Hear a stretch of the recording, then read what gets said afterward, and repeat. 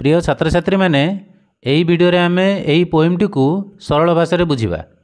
यही पोएमटी +2 काउंसिल अंतर्गत second year पिलामानक उद्दिष्ट, किंतु जो मैंने लिसन एंड लर्निंग प्रोसेस रे इंग्राजी शिखा चाहती से यही वीडियोटी इंपोर्टाट हेबो। पोएमर नाम होउची ए साम ऑफ लाइफ। साम अर्थात जणाण बा संगीत जीवनर, तेणु जीवनर गोटे जणाण बा संगीत संपर्क में ये लिखा जाइए। यार कवि होउचंती हेनरी वार्ड्सवर्थ लॉन्गफेलो। प्रथम पैराग्राफ रे इंट्रोड्यूसिंग द पोएट कवि संपर्क में लिखा जाइए। कौन लिखा जाइए देख, हेनरी वार्ड्सवर्थ लॉन्गफेलो 1807 ରୁ 1882 अर्थात से 1807 मसीह जन्म होते और 1882 मसीह मृत्युवरण करते। Is an American poet and educator. से होउछन जने अमेरिकीय कवि एवं एजुकेटर अर्थात एजुकेट करती लोक मानू शिक्षा दियंती। In 1884 he is the first citizen of the United States of America to be honoured in the poets corner of Westminster Abbey in London England. अर्थात से होउछंती अमेरिकार प्रथम नागरिक जी यही पुरस्कार द्वारा सम्मानित होती इंग्लैंड रे। एबे जिबा वार्म अप को। वार्म अप अर्थात पोएम संपर्क में कौन पूर्व परिचय दि जाइए। यही पैराग्राफ रु सब पढ़ा दरकार नहीं, जी आम इंपोर्टाट आम से पढ़ा, कारण आमर +2 रे MCQ क्वेश्चन आसबनी, सेटा आसो पैराग्राफ ता तले देथबो क्वेश्चन। तेणु जदि MCQ आसता ताले टोटाल पैराग्राफ पढ़ी था, जी आम आवश्यक आम से पढ़ा प्राय अधा पर्यंत। देख कौन लिखा जाइए। A psalm of life is one of the most inspirational poem in literature. A psalm of life होउची एक बहुत इम्पोर्टाट इंस्पिरेशनल पोएम अर्थात इंस्पायर करुवा मनुष्य को प्रभावित करुवा एक पोएम अटे भाषा क्षेत्र में। For the lessons on life which it illustrates. यह से इम्पोर्टाट कौन ना लेसन्स ऑन लाइफ अर्थात जीवन संपर्क में शिक्षा देउथिबा लिटरेचर है एक इम्पोर्टाट व्हिच इट इलुस्ट्रेट। आउ यही कथा ही पोएम वर्णना करुच्ची। The speaker believes that life is a solemn virtue. Speaker अर्थात पोएट विश्वास करते जे जीवन होउची एक गुरुत्वपूर्ण भर्च्यू बा सद्गुण अटे। That the only way to live it is by making it worthwhile. से कहते एकमात्र बाट यह बचापी हेले बा जीवन को बचापी हेले यह मेक करवा कर वर्थवाइल मूल्यवान किभली by becoming a good influence for the future generations. एवं तुम्हें हुआ जड़े भल प्रभावकारी भविष्य पीढ़ी एंड सजेस्ट दैट किए सजेस्ट कर कवि दैट आज लंग आज वन लिव्स जेपर्यंत जड़े बंची रही one must progress further then before. जड़े आगक आगक प्रोग्रेस कर चलवा दरकार बढ़ी चलवा दरकार पूर्वापेक्षा।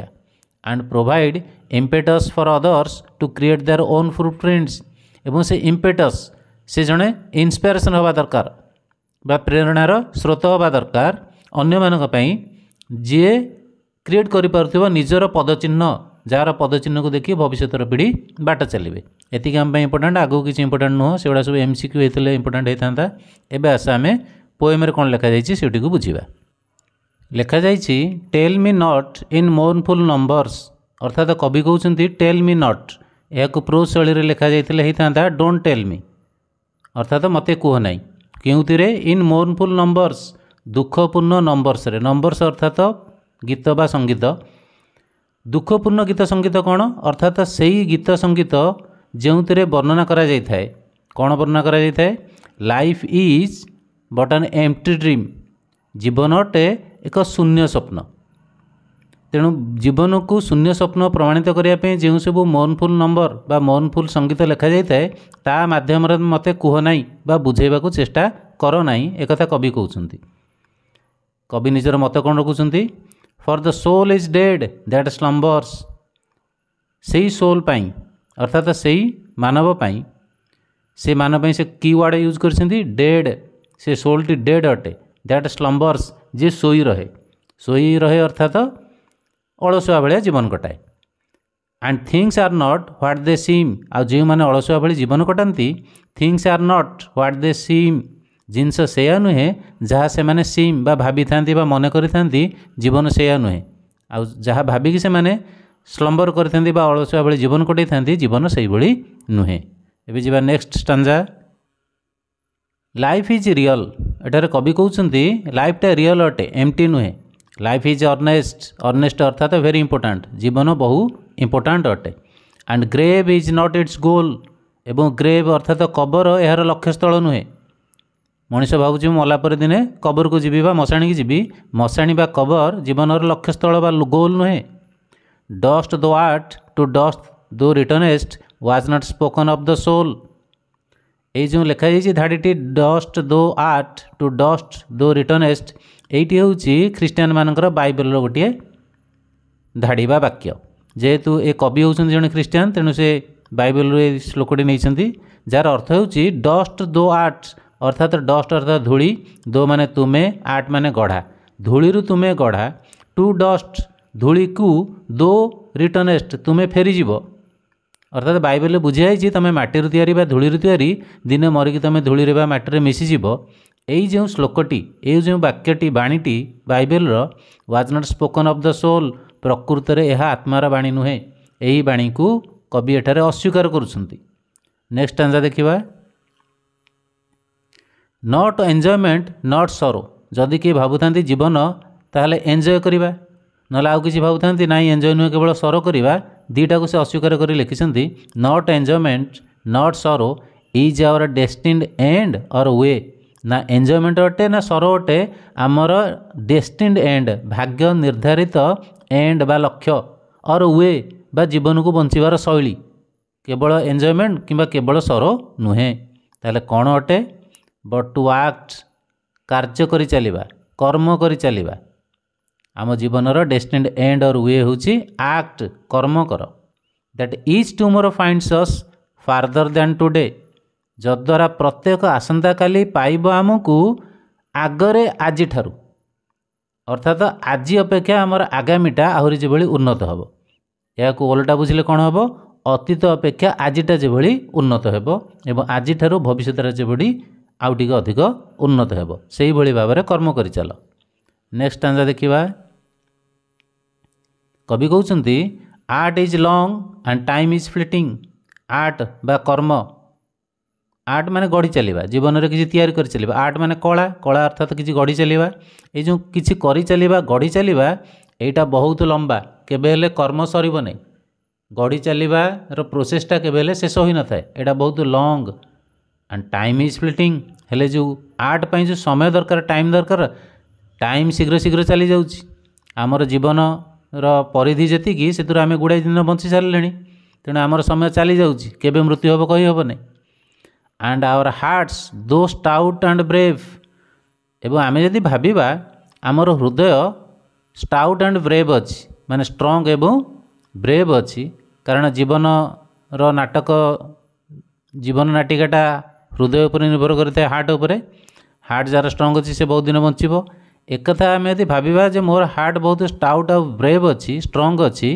आ मु अधिक दिन बंचेबी टाइम किसी जाऊनी समय अच्छी मो हाथ में कर्म करी से भली व्यक्ति मानक एठारे कवि बुझाउछंती still like muffled drums are beating funeral marches to the grave तमें जो भावुन कि हार्ट तुमर स्ट्रंग अच्छी सेटा मफल ड्रम भली मफल ड्रम अर्थात बुझ ख्रीस्टियान माने मरी सारा पर कौन सी व्यक्ति को शव को जिते कब्रस्तान को नियंती बा ग्रेव यार्ड को नियंती आगरे एक मफल ड्रम बजे बजे जाती ड्रम अर्थात ढोल मफल ड्रम माने जो ढोल को एक कपड़ा द्वारा ढांकी दि जाए बाड़े बाड़े जाती से ढोलटी को कवि एठारे आमर हार्ट सहित तुलना कर ढोल जमी पिटी होता है आमर हार्ट सेमती पिटी होउची तेणु आमर हार्ट पिटी हवाटा ढोल पिटी हवा सहित सामान आउ से ढोल पिटी ही कुआड़े जाउची कब्रस्तान को जाउची तेणु आमर हार्ट जो पिटी होउची ये भी गोटे ढोल ये चली कुआड़े कब्रस्तान बा मशाणी आड़े चली are beating funeral marches to the grave beating माने पिटी ही चलती फ्यूनरल मार्चेस माने सब को लेकिन गला बेले जो प्रोसेसन नहीं जाती फ्यूनरल मार्च कहती टू द ग्रेव बा कबर आड़ को बा मशाणी आड़ को। नेक्स्ट देखिबा कवि एठारे एडवाइस दउछंती in the world's broad field of battle in अर्थात रे कौथिरे वर्ल्ड्स पृथ्वीर ब्रॉड विस्तारित व विस्तीर्ण फील्ड क्षेत्र ऑफ बैटल युद्धर अर्थात संसारर विस्तीर्ण युद्ध क्षेत्र रे आम ये जो संसार अच्छी आम ए अच्छे ये संसारटा आम एक युद्ध क्षेत्र एटार संघर्ष कर बंचवाक पड़ता है पुणी कौन कहते इन द बाइभाक ऑफ लाइफ आउ जीवन एक बाइभाग बाइभाग कोटा टेम्पोरारी टेंट पड़ा को बाइभाग कहुए जो सैन्य मैंने कि गोटे गला बेले रास्ता मझे टेंट पकईकि रोषेईबास कर खाई पीकर विश्राम नियंती ताकू बाइभाग कहुए।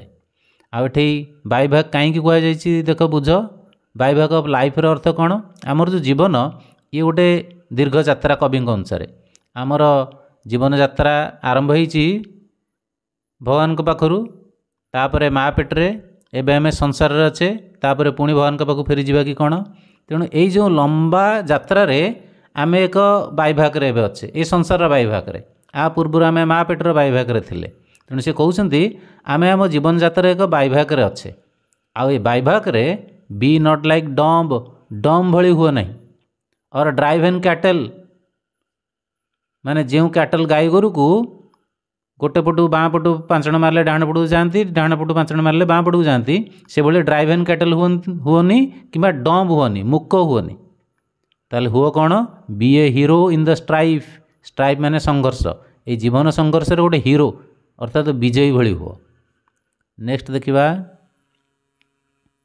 कवि कहते ट्रस्ट नो फ्यूचर भविष्य को विश्वास करनी वर्तमान रे कर्म न करी भविष्य को केबे हेले विश्वास करनी हाउएवर प्लीजेंट यह जेते मनोरम लागू पछे एबेठरू आमको मोर भविष्य भारी उज्जवल मो बापार संपत्ति अच्छी बस खाइबी तेणु चिंता करिवार नहीं एभली उज्जवल भविष्य ट्रस्ट करनी बा विश्वास कर नहीं। ये तो गला भविष्य कथा पुणी अतीत विषय कौन कहते लेट द डेड पास्ट बरी इट्स डेड लेट हेबाको दियो डेड पास्ट अतीत हूँ डेड मृत से मरी जाकु बरी पोती दियो इट इज डेड कारण ये डेड अटे अतीत मृत अटे यह पोती दियो कारण ये मृत अटे। कौन ताले करिबा आमे act act in the living present present वर्तमान रे जो प्रेजेंट रे आमे बंचीचे यही प्रेजेंट रे आमे एक्ट एक्ट बा कर्म करी चलिबा तेणु ना भविष्य को आमे विश्वास करिबा ना अतीत को धरी बसिबा बरं वर्तमान रे आमे कर्म करी चलिबा। ता सहित कहउछन्ते हार्ट विदिन भितरे हृदय तार अर्थ मन भितरे दंभ बांध एंड गॉड ओवरहेड एवं जो मैंने भगवान विश्वास रख से माने चिंता कर जे भगवान ऊपर अछंती मते निश्चित साहाय्य करेंगे मते निश्चित सफलता देवे यही प्रकार भावना मन भितरे रख। नेक्स्ट स्टांजा कवि कहउछन्ती lives of great men all remind us से कहउछन्ती मझिरे मझिरे तुमे महान लोक मानकु मन पकाओ से मानकर जीवन लाइफ्स अर्थात जीवन ऑफ ग्रेट मैन महान व्यक्ति मानकर सबू रिमाइंड अस आमको मन पकई दी था कौन मन पकई था we can make our life sublime आमे मध्य करिपारिबा आम जीवन को सबलाइम बा इम्पोर्टाट। फॉर एग्जांपल कहूँ जड़े ग्रेट मैन होउछन्ती मैडम क्यूरी से संघर्ष करथिले एवं से तांका जीवन को महान करथिले से हमको एक्सरे रश्मि देइथिले जहाँद्वारा आम रोग चिन्हट करें तेणु से जीवन को किभली गुरुत्वपूर्ण करें से जीवन को मन पकई आम आम जीवन को महान करिपरिबा। एंड डिपार्टिंग एवं जितेबाला डिपार्ट हेबा अर्थात ए संसार विदाय नवा अर्थात मरिबा समय जो आसो लिव बिहाइंड अस आम पछरे आम छाड़ी जावा कौन छाड़ी जावा फुटप्रिंट्स आमर पदचिन्ह on the sand of time समयर बालुका राशि पदचिन्ह तो सर्वदा रही जहाँ कि गोटे समय रहिबो तेणु आमर समयर बालुका राशि आम आमर पदचिन्ह छाड़ी जावा।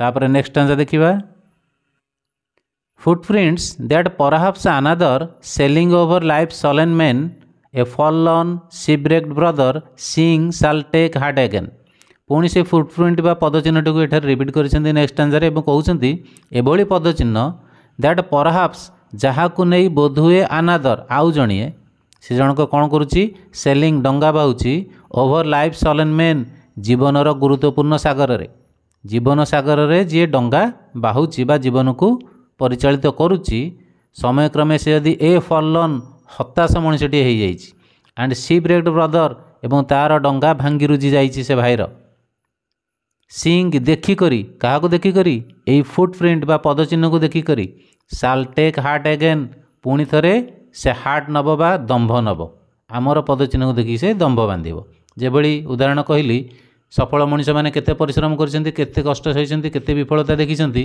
सेमानंकर कष्ट विफलता को देखिकी आमे मध्य दंभ बांधी पारिबा एवं आमर विफलता पर जो सफलता यह को कंपेयर करी आम परवर्ती पीढ़ी मध्य दंभ बांधी पारिबे से भली आमे जीवन रे किछि कर्म करिबा। शेष स्टांजा देख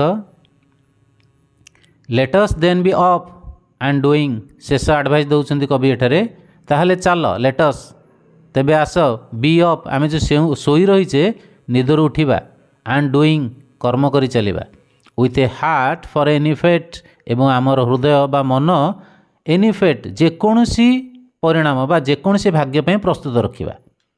स्टिल अचिविंग गोटे सफलतार बसी पड़ानी अचिव करी चलिबा गोटे सफलता मिलगला स्टिल परसुइंग आउ गोटे लक्ष्य को परसु करी चलिबा अनुसरण करी चलिबा। Learn to labour and to wait एवं शिखिबा किभली हमको परिश्रम करने को हेबो परिश्रमर धारा शिखिबा शैली शिखिबा ता सहित एंड टू वेट एवं अपेक्षा करी रहिबा आमर फल पाई। पोएमटी सरला बुझीपारिथिबो बोली आशा जे माने बुझिन भिडियोटी को बैक करिक आउ थरे देखि नबो ए तळे देइछि देख ग्लोसरी देइछि वर्ड मीनिंग जाउ कहंती एगुडी को पढि नबो टिके काले दरकार आसी पारे एवं विषय तळे ए सब क्वेश्चंस देइछि ए क्वेश्चन गुडी को प्रैक्टिस कर नबो जदि एक्जाक्ट ए क्वेश्चन परीक्षा रे आसीबोनी तथापि प्रैक्टिस कर नबा भलो अलग क्वेश्चन आसीबो एतरु स्टांजा दबो तुमरो परीक्षा रे ता तळे सब अलग टाइप रो क्वेश्चन दबो तुमको से उत्तर गुडी को लिखिया को पड़िबो। यही भिडियोटी आम पोएमटी को बुझिले संपूर्ण रूपे यही पोएम को नहीं आउ गोटे मु वीडियो प्रस्तुत करी यही पोएम रे कौन अच्छी राइम स्कीम एवं कौन अच्छी पोएटिक डिवाइस से गुड़ी आम आलोचना करवा से अधिक समय दरकार यही वीडियो रे आड कले वीडियोटी बहुत लंबा हो तुम्हें नेक्स्ट वीडियो को अपेक्षा कर। Okay thank you.